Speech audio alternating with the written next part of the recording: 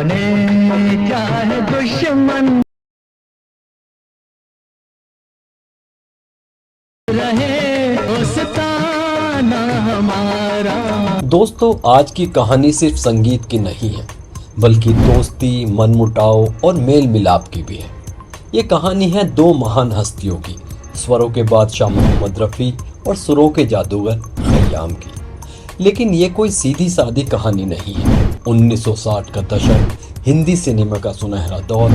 रफ़ी साहब की आवाज़ हर दिल की धड़कन थी और खयाम साहब वो ऐसे संगीतकार थे जिनकी धुनों में नफासत और सादगी का जादू था। दोनों ने साथ मिलकर दिए कई यादगार नगमे। शोला और शबनम का जाने क्या ढूंढती रहती है ये आंखें मुझ में,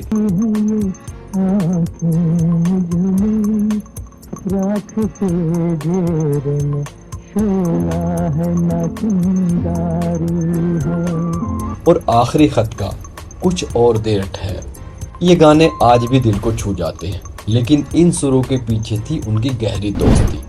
1954 में खयाम साहब ने रफ़ी साहब के साथ एक नॉन फिल्म गज़ल एल्बम भी बनाया, दिस इज़ मोहम्मद रफ़ी।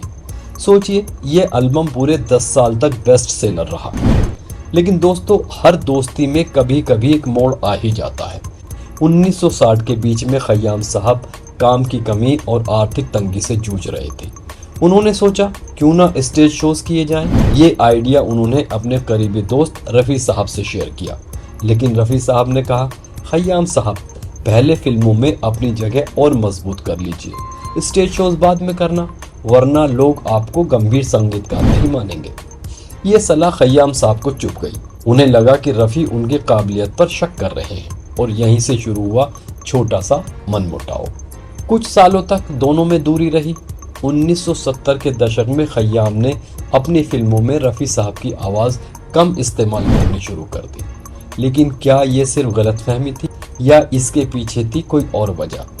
किसी का मानना था खयाम अपनी कला को लेकर बेहद संवेदनशील थे, तो किसी का कहना था रफ़ी साहब की सलाह में अहंकार झलक गया।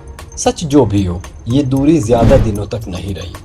खयाम को एहसास हुआ कि रफ़ी साहब की सलाह उनके हित में ही थी और रफ़ी साहब वो तो हमेशा से ही बड़े दिल वाले इंसान थे। दोनों फिर साथ आए। दोस्तों, उनकी दोस्ती फिर से उसी पुराने सुर में ढल गई। उन्होंने ऐसे गाने बनाए जो आज भी अमर।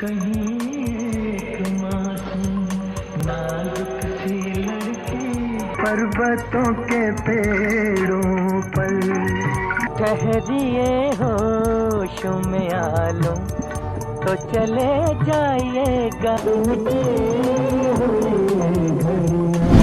लेकिन दिल में सवाल रह जाता है, अगर वो छोटा सा मनमुटाव ना हुआ होता तो क्या हमें और भी अनगिनत नगीने सुनने को मिलते?